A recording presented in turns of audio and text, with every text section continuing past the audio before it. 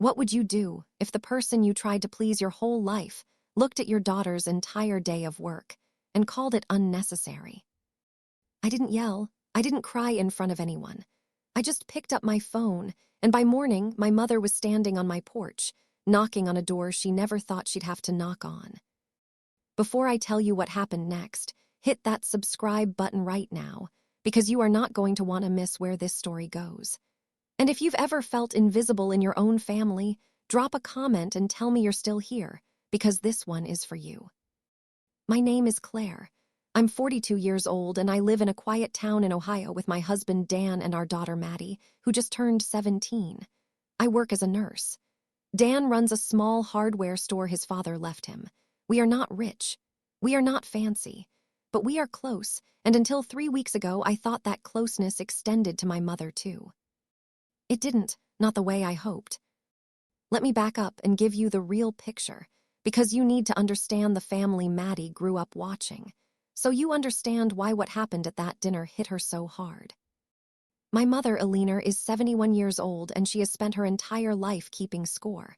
Not money, not grades, attention, who called her first on Sunday, who complimented her dress before anyone else did, who remembered her birthday with a card instead of just a text.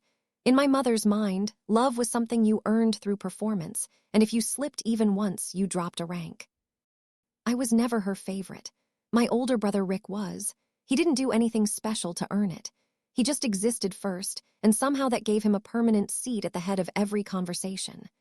Growing up, when Rick brought home a decent report card, my mother would tell the whole church group about it for a month. When I brought home the same grades, she'd nod and ask if I'd finished the dishes.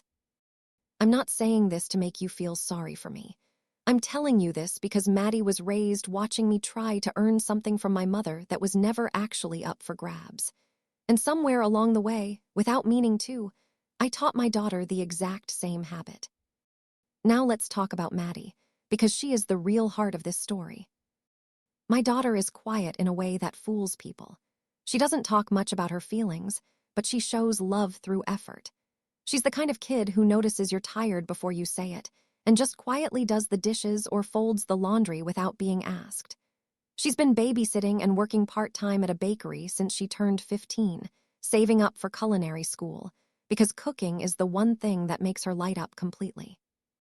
When we found out my mother's 71st birthday was coming up, Maddie asked if she could plan the whole dinner herself. Not just help, plan it, cook it, pay for it with her own money. I told her that was a big job for one person. She just smiled and said, "I want to do this one for real, Mom. I want Grandma to feel special." For 2 weeks, my kitchen turned into a small restaurant test lab. Maddie texted every relative and asked the same question. "What's your favorite home-cooked memory?" She wrote the answers down like they were sacred information. My aunt said her mother's pot roast. My cousins wanted the cheesy scalloped potatoes their grandmother used to make. And for my mother, Maddie already knew the answer, because Alina had spent decades bragging about her own mother's lemon meringue pie, the one nobody in the family had ever managed to recreate. Maddie found an old recipe, tested it 4 different times until the crust came out just right, and she paid for every ingredient herself. $290 of babysitting money and bakery tips, gone into one dinner for the woman who barely acknowledges her. She handwrote place cards for 20 guests, practicing calligraphy from online videos until her wrist ached. She made my mother's card the largest one, with a small gold border she redrew twice because the first one wasn't straight enough.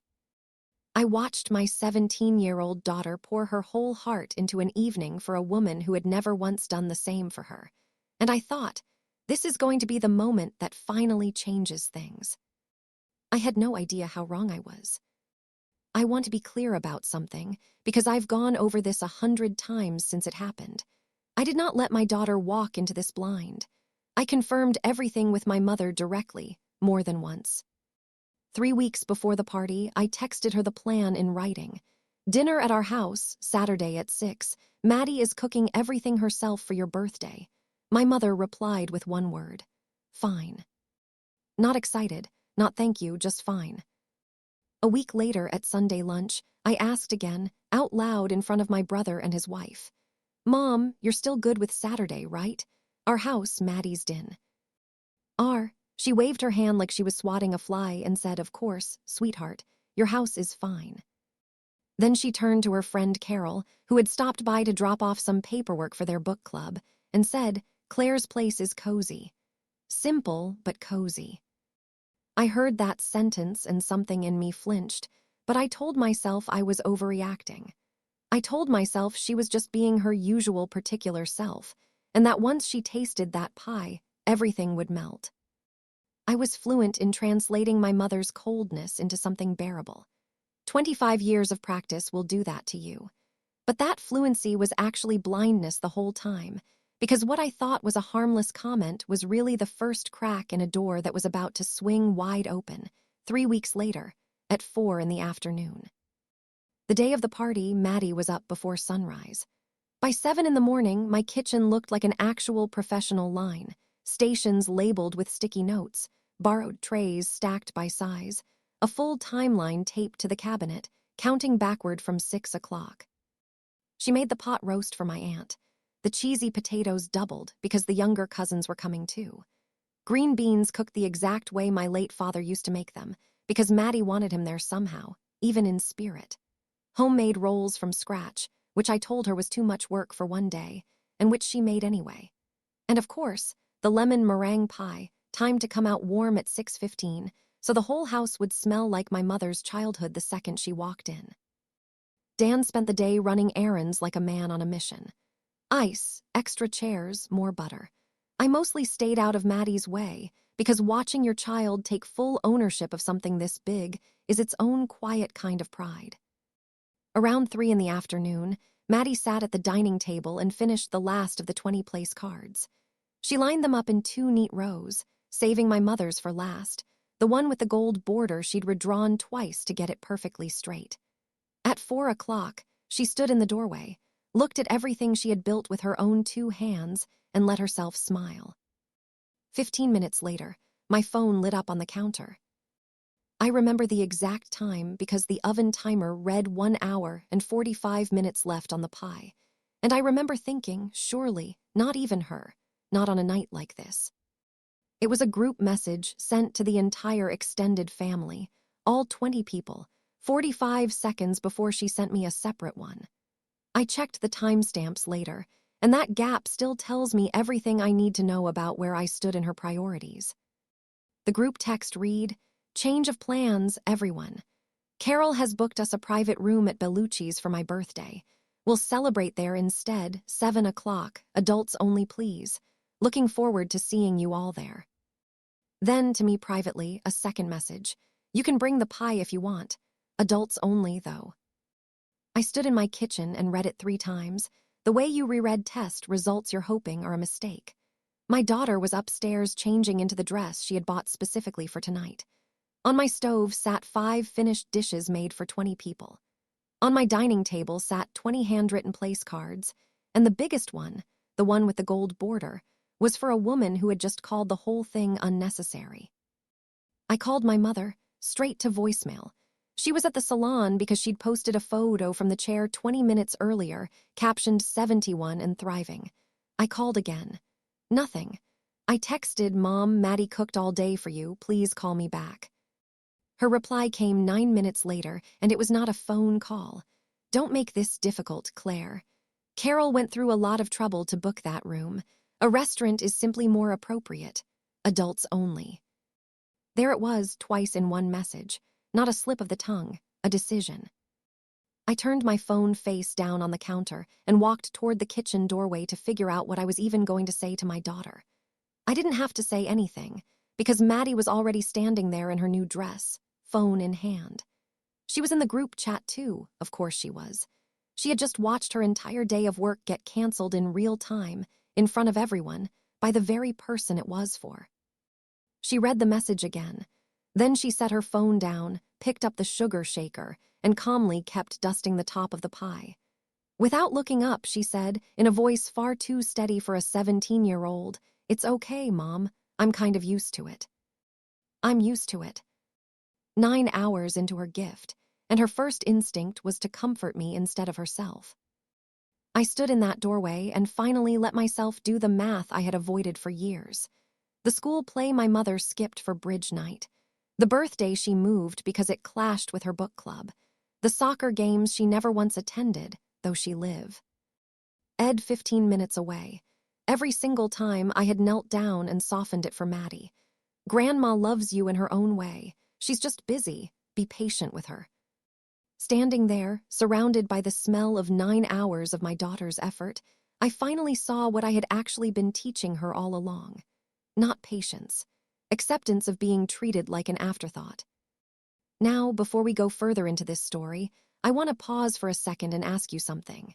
If you've ever watched your child's hard work get dismissed by an adult who should have known better, tell me in the comments what that moment looked like for you. I read every single one, and I promise it matters more than you think.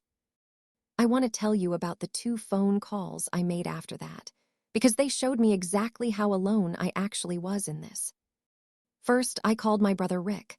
Some old part of me still believed that if the 2 of us pushed against our mother at the same time, something might actually shift. He picked up on the second ring, and before I even finished explaining, he sighed the family sigh I knew so well.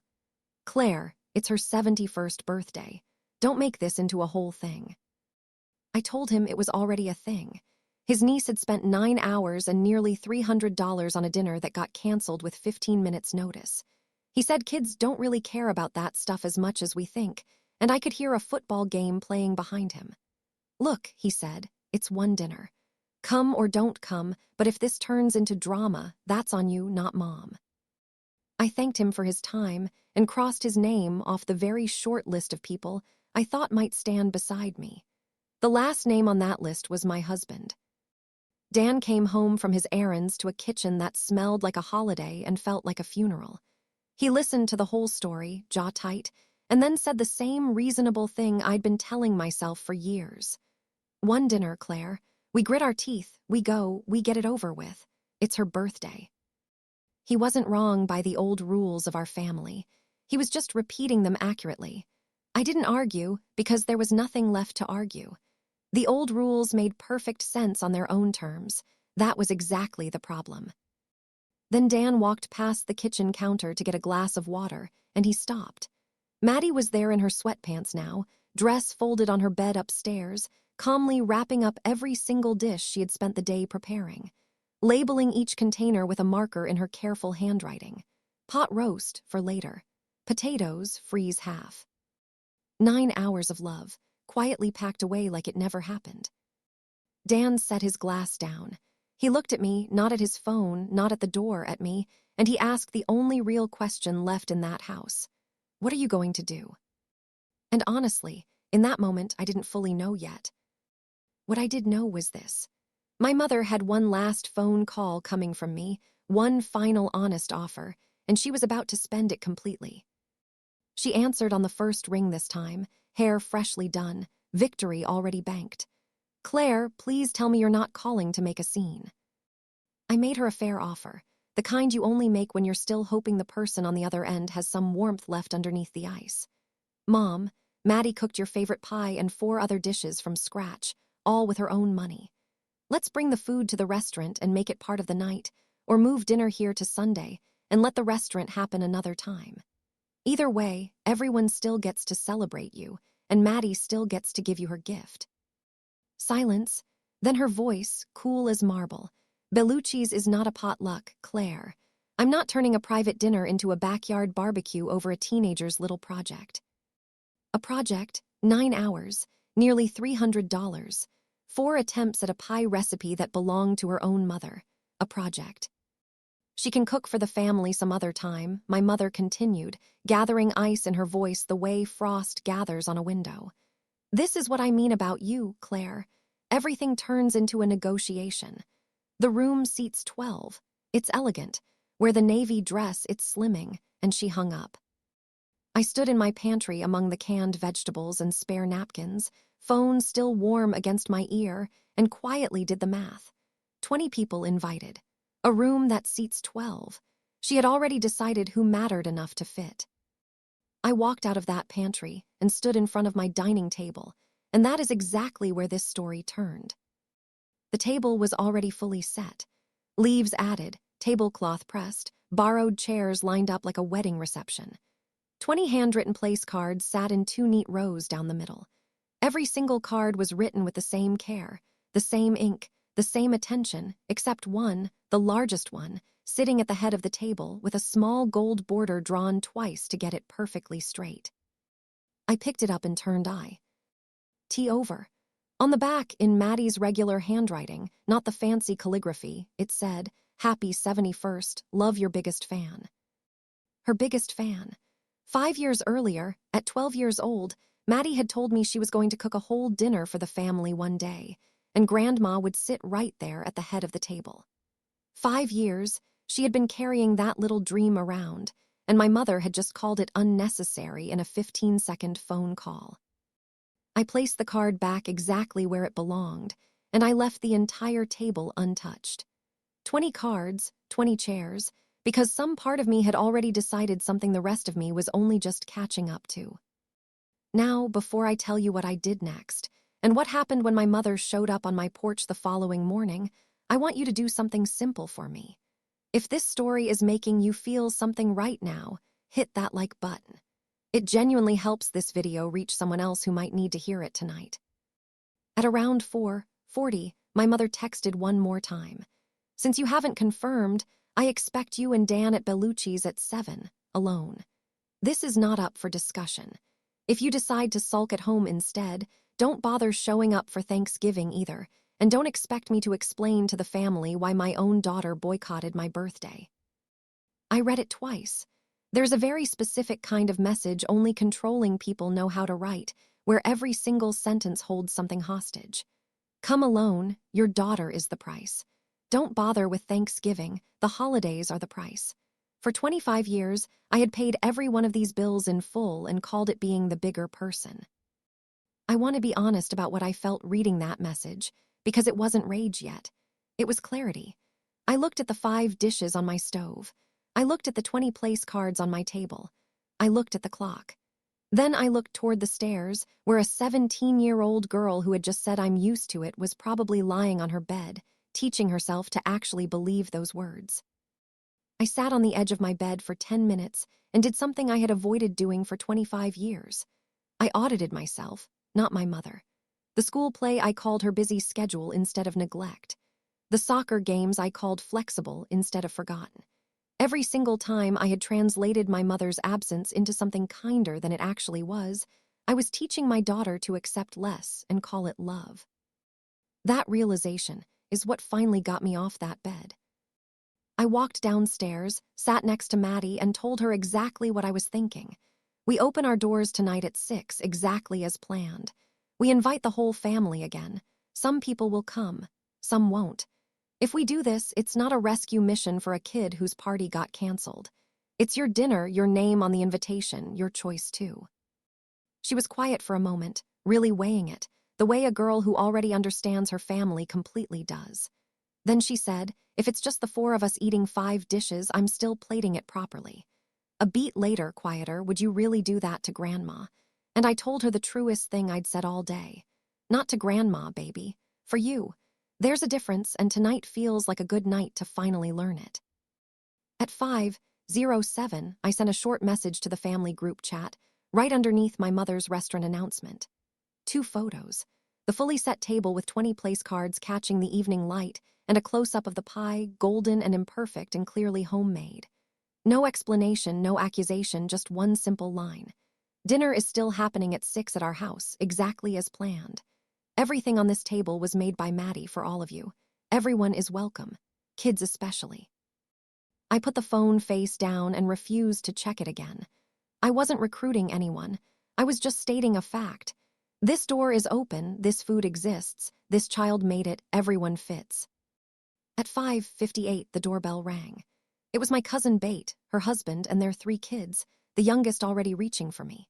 Behind them, my other cousin's whole family walked up the path too. "We were always coming here," Bate said, handing me a bag of rolls nobody needed. My aunt arrived at 6 sharp, coat already off.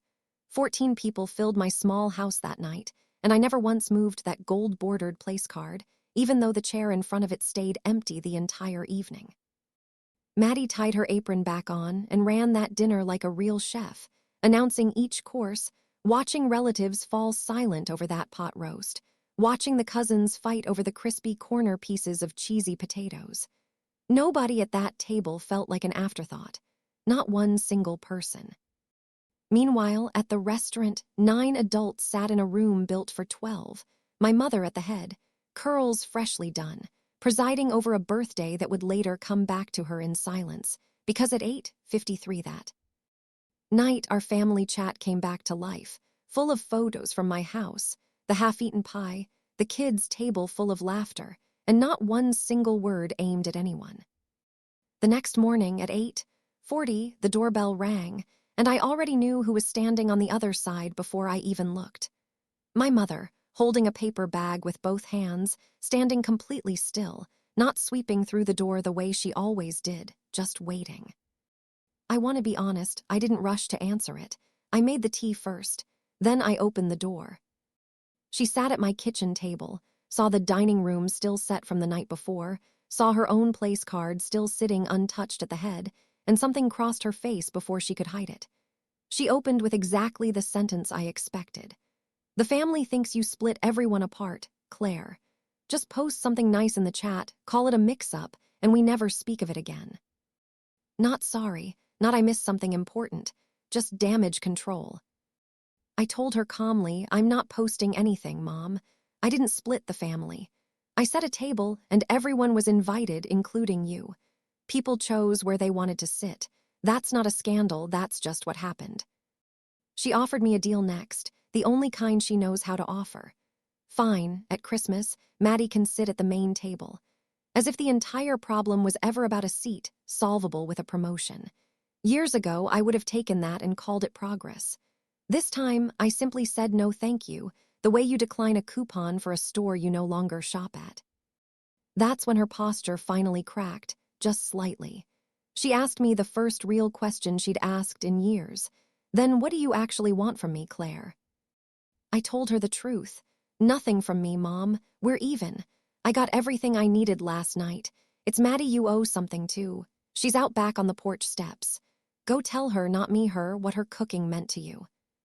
I watched through the window as my mother crossed the backyard and sat down, not on the chair beside her, but right on the concrete step next to my daughter. She pulled out a small container of leftover pie someone had dropped off for her the night before, and she ate it slowly, quietly, on the step, the same dessert her granddaughter had rebuilt from 4 failed attempts of a recipe that belonged to a woman none of us had ever met. I never asked what they said to each other out there. That conversation belongs to the two of them. But I watched my daughter's shoulders drop for the first time in 2 days, and I watched her come back inside holding the handwritten menu, showing my mother every single dish, line by line. It's been 6 weeks since that night. My mother still shows up sometimes and misses other times. The difference now is that it doesn't decide the temperature of my house anymore. Maddie has started hosting dinner the first Sunday of every month, her menu, her rules, no head of the table at all, because she seats people wherever the conversation needs them. I spent 25 years hoping for a better seat at my mother's table. It turns out the only thing I ever needed to do was build my own, because the people who truly love you were never going to make you fight for a chair in the first place.